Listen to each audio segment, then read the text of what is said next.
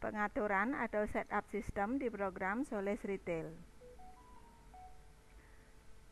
Tahap awal kita harus setting dulu atau setup dulu sistemnya. Kita ke menu admin, kemudian pengaturan.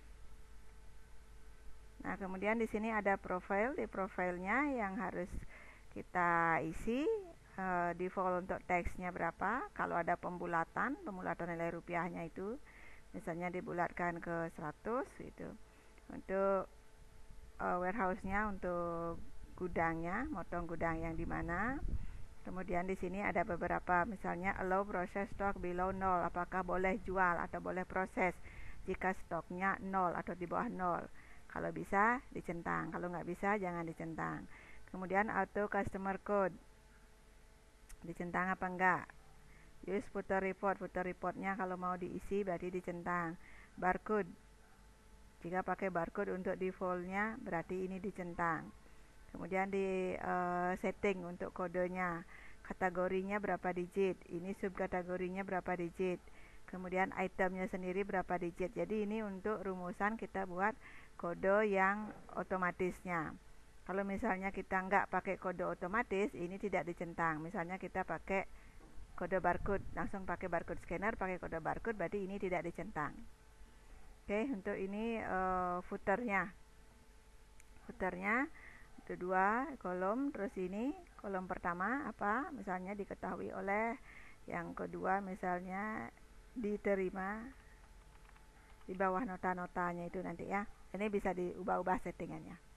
Kemudian ini defaultnya pembelian, diskon, teks apakah ada default, returnya juga kalau ada ini diisi. Kemudian di bagian postnya, closing detailnya centang apa enggak, print closing per user, print apa enggak. Nah, ini tinggal dicentang, disesuaikan dengan sistem yang akan dipakai di tokonya Bapak Ibu ya.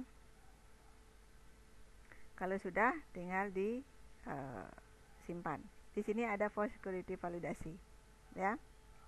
Nah, di sini maksudnya transaksi yang mana-mana aja yang memerlukan validasi atau perlu password supervisornya. Misalnya buka cash drawer, kalau perlu validasi, perlu izin, perlu perlu passwordnya supervisor, maka ini dicentang ya. Closingnya perlu password, ini dicentang. Misalnya cari barang itu nggak perlu, nggak usah dicentang ya.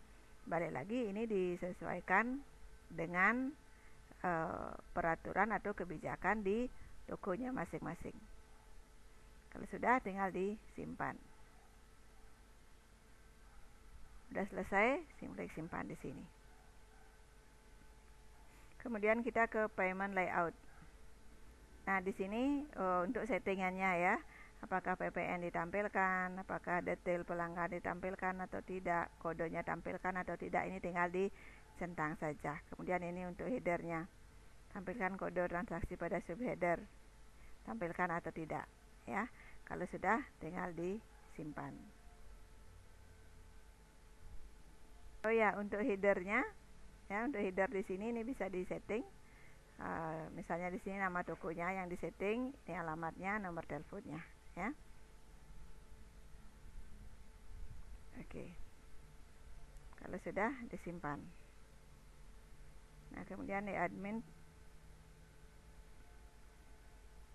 Kemudian untuk tipe member, ini bisa dibuat beberapa kategori, misalnya umum, member, spesial member, karyawan, dan yang lain-lainnya. Untuk buat baru, tinggal nanti diklik baru.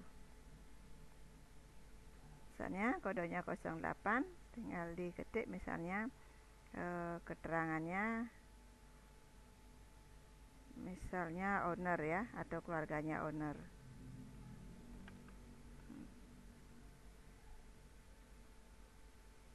Setelah tipe member, kita ke kategori pelanggan.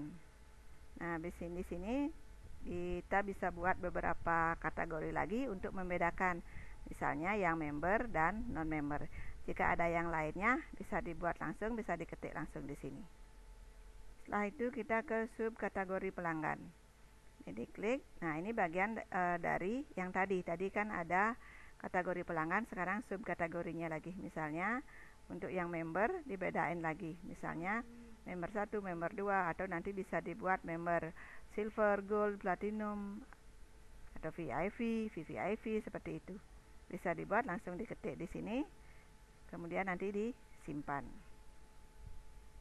Oke, begitu juga untuk yang non-member. Misalnya yang non-member kita buat ada yang umum. Jadi non-member itu orang yang umum. Oke, tinggal dibuat. Kalau ada pembedaan lagi, bisa juga diketik di sini. Kemudian langsung disimpan. Kemudian kita ke kategori supplier.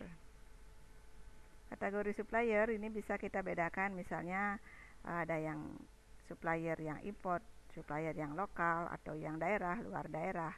Seperti itu, luar pulau, yang dalam sendiri, ya bisa. Jadi ini lebih ke laporannya nanti. Kita perlu membedakan laporan berdasarkan apa, seperti itu ya. Tinggal kita buat di sini.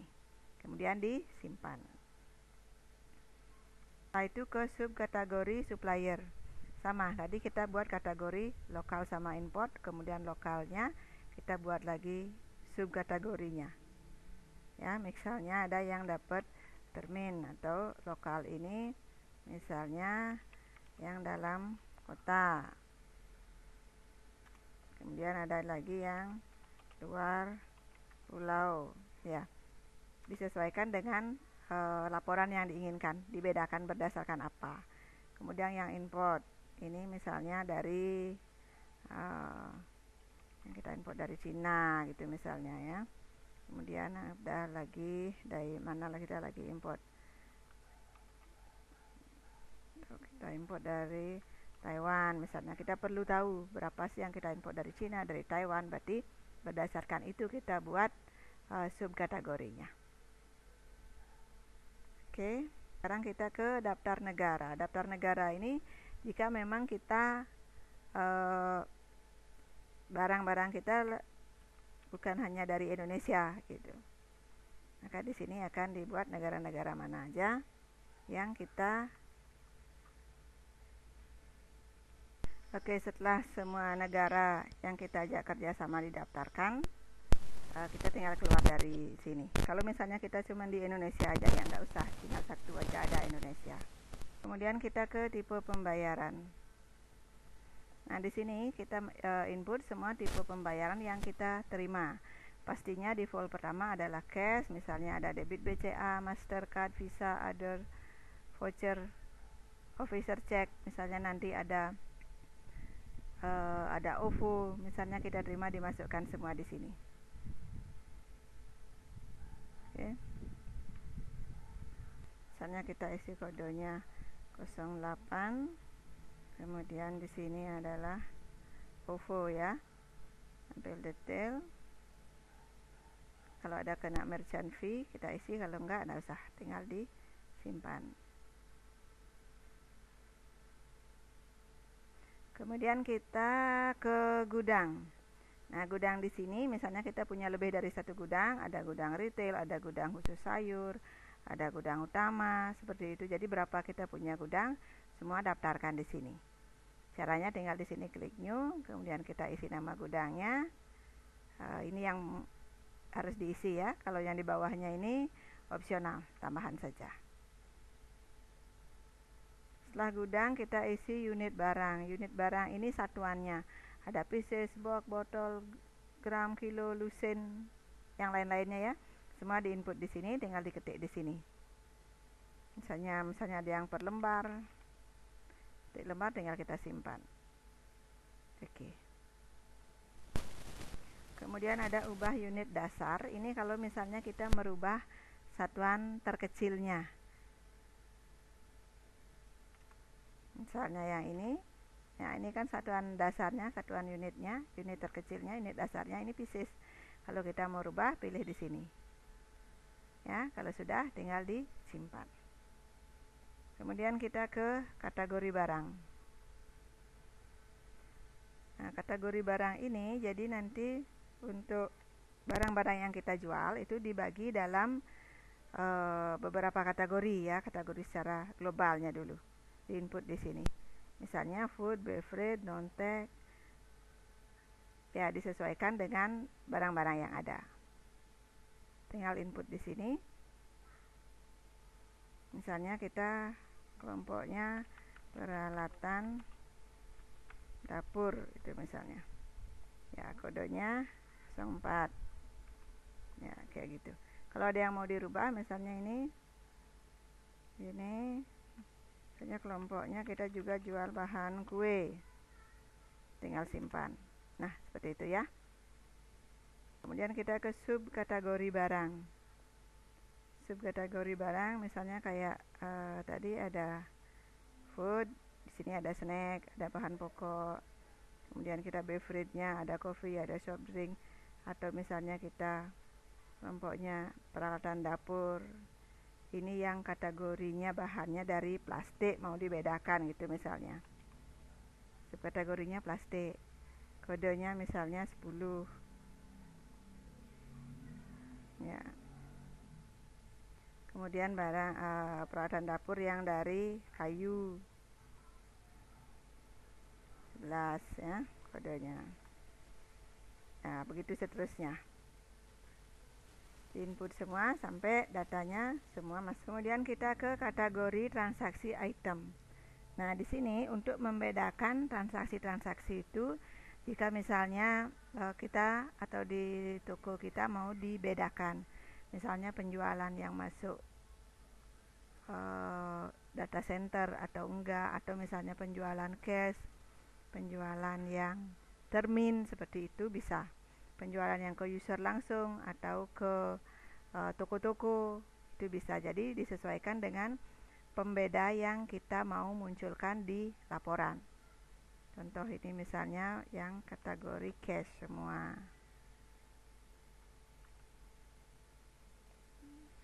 Ya, kemudian yang kedua kita mau yang termin. Jadi yang ada jatuh temponya bisa. Jadi sesuai yang diperlukan di toko kita. Seperti apa pembedaan laporannya. Kalau ini kan cash berapa, termin berapa, itu kan bisa nanti dibedakan. Kalau misalnya kita transaksinya atau pelaporannya maunya simpel aja, bisa aja anggap semua. Misalnya ini kita anggap umum, semua masuk ke situ, tidak masalah. Yang penting ini ada, tidak boleh kosong ya. Nah, kemudian kategori pendapatan dan biaya. Ya, jika kita beli paket yang dengan opsi tambahan pendapatan biaya atau income expense, makanya dua menu ini akan muncul dia. Nah, di sini kita buat dulu kategorinya. Jadi misalnya untuk kategori pendapatan itu apa aja, nanti kategori biayanya apa aja. Misalnya pendapatan yang di luar penjualan kasir itu misalnya ada sewa stand, ada orang yang nyewa stand dan bayar, itu pendapatan kita. Oke, kemudian untuk biaya biasanya lebih banyak. Misalnya kita mulai kode 11, anggap biaya itu misalnya biaya listrik. Ini lebih banyak di sini. Biaya gaji. Ya. Jadi semua diinput di sini sampai semua selesai. Listrik, gaji, air, telepon semua diinput. Setelah itu kita ke transaksi pendapatan dan biaya. Jadi kalau ini pendapatan, kategorinya di kategori all to sewa stand, ini lebih didetailkan lagi. Nah, misalnya kita buat lagi stand teh poci, misalnya ada stand apa lagi yang sewa stand kita ya. Misalnya stand bubble tea gitu ya. Ya, kalau salah tinggal kita ubah lagi. Misalnya ini standnya kue lapis itu misalnya. Udah, tinggal kita masukkan. Oke, begitu juga untuk nanti yang biaya-biaya, semua dimasukkan datanya di sini. Misalnya untuk biaya listrik, kalau misalnya listrik kita cuman 1, ya kodenya boleh sama. Jadi biaya listrik itu juga dia. Oke. 12 misalnya gaji karyawan. Ya, diinput semua datanya sampai semua data masuk. Nah, kemudian yang terakhir di sini adalah kategori user. Kategori user ini nanti hubungannya dengan kalau kita membuat user password ya. Misalnya kita buat kategorinya itu dia adalah karyawan. Terus kalau ada lain lagi misalnya ownernya atau manajemen, ya bisa dibuat seperti itu. Oke, jadi kita punya dua kategori, misalnya karyawan dan manajemen. Oke, itu semua yang harus kita isi atau kita setting dulu sebelum program ini bisa dijalankan.